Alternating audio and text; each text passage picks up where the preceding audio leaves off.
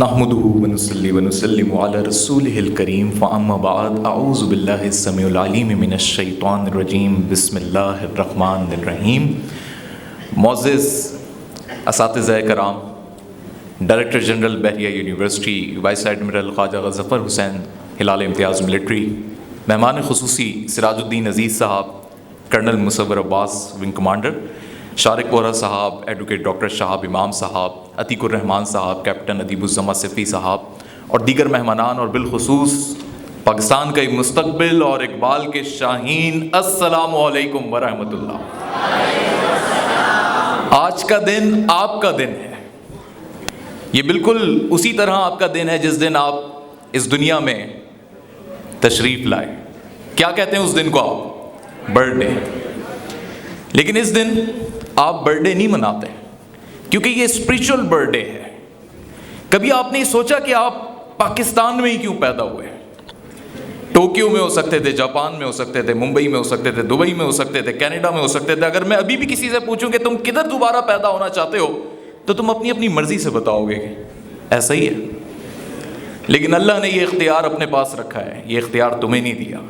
عالم ارواح میں کسی بھی روح سے یہ نہیں پوچھا کہ تمہیں کس ملک میں پیدا ہونا ہے، نہ مجھ سے پوچھا، نہ تم سے پوچھا، نہ میرے آباء و اجداد سے پوچھا، نہ اس ملک کو بنانے والوں سے پوچھا، بلکہ اللہ نے خود اس بات کا انتخاب کیا ان تمام تر عالم ارواح میں موجود روحوں میں سے کہ کس نے کس وقت کس جگہ پر اس کرۂ ارض میں پیدا ہونا ہے، کیونکہ اللہ نے ہر شخص کو ایک مشن کے ساتھ بھیجا ہے۔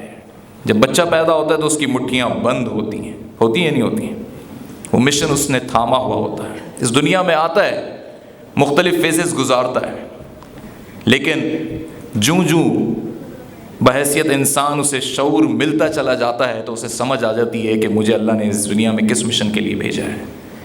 پاکستانیوں کو، چاہے وہ ہندو ہو، مسلمان ہو، کرسچن ہو، کسی بھی مذہب سے تعلق رکھتا ہو، اگر وہ اس کرۂ ارض پہ پیدا ہوا ہے اور وقتی طور پہ اگر وہ اس ملک سے باہر بھی گیا ہوا ہے، یعنی وہ اوورسیز پاکستانی بھی ہے، تب بھی وہ پاکستانی ہی کہلائے گا۔ سب کو ایک ہی مشن اللہ نے دیا ہے، اور وہ مشن دیا ہے کس چیز کا؟ رسول اکرم صلی اللہ علیہ وآلہ وسلم کی بتائی ہوئی حدیث مبارکہ کی روشنی میں جو واضح ایک مشن ہے کہ آپ صلی اللہ علیہ وآلہ وسلم نے اس وقت یہ فرمایا کہ مجھے مشرق سے ٹھنڈی ہوا کے جھونکے آتے ہیں۔ علامہ محمد اقبال نے اپنی شاعری کے ذریعے اس حدیث کو کوٹ کیا کہ میرے عرب کو آئی ٹھنڈی ہوا جہاں سے، میرا وطن وہی ہے، میرا وطن وہی ہے۔ کون سی جگہ تھی وہ؟ بر صغیر پاک و ہند کا یہ وہ علاقہ تھا جس میں آج بھارت، پاکستان، افغانستان، ایران کا کچھ علاقہ، یہ تمام تر علاقے شامل ہیں۔ اور اگر آپ صوفی برکت علی 1998 میں فیصل آباد کے ایک بڑے مشہور و معروف صوفی ہیں، کبھی آپ کا جانا، ان کا بڑا مزار ہے وہاں پہ، یہ جو نصرت فتح علی خان صاحب ہیں، ان کے مزار پہ قوالیاں پڑھتے تھے۔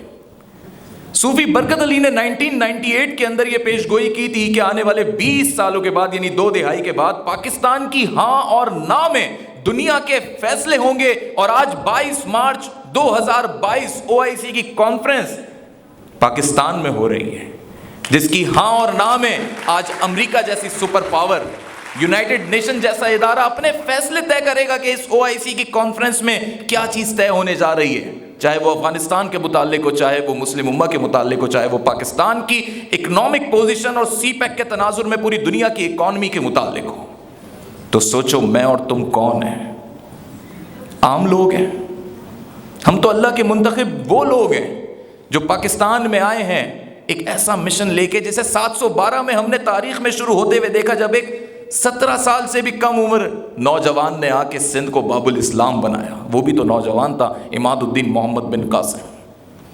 یہ وہی تسلسل ہے، یہ وہی مشن ہے، یہ ہر دور میں اپنے فیز بدلتا رہا ہے، یہ وہی وار ہے، اور آج یہ وار اکنامک وار میں بدل چکی ہے، اور آج کی تاریخ میں اس کا ہر سپاہی کہلائے گا انٹرپرینیور۔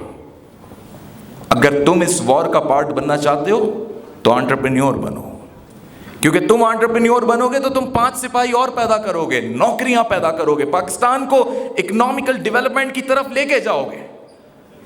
اور اس کے لیے تمہیں کسی کے آگے ہاتھ پھیلانے کی ضرورت نہیں پڑے گی، صرف اپنا دماغ استعمال کرنا ہے، اپنی صلاحیت اور قابلیت اور اپنے اللہ پر بھروسہ رکھتے ہوئے یہ سوچ لینا ہے کہ تمہارا مستقبل تو بے انتہا روشن اور تابناک ہے، تمہارا ایک ایک لمحہ جو ہے وہ اتنا قیمتی ہے کہ آنے والے دنوں میں تم نے قیادت کرنی ہے۔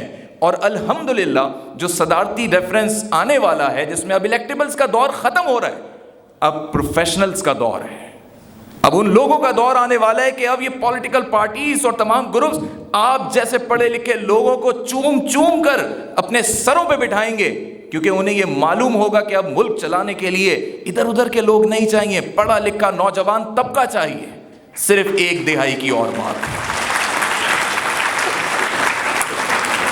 بس یہی 23 مارچ کی مناسبت سے یوم پاکستان کا پیغام ہے۔ اپنے اندر اس اسپریچولیٹی کو فیل کرو، اللہ سے یہ دعا کرو کہ جس مقصد کے لیے پاکستان میں آئے ہو کچھ ایسا کر جاؤ کہ یہاں سے جانے کے بعد بھی قائد اعظم خان لیاقت علی خان، مادر ملت فاطمہ جناح اور ایسے اکابرین کی طرح سنہرے الفاظوں میں ہمارا نام لکھا جائے۔ I am really thankful for all guest of honours, thank you so much.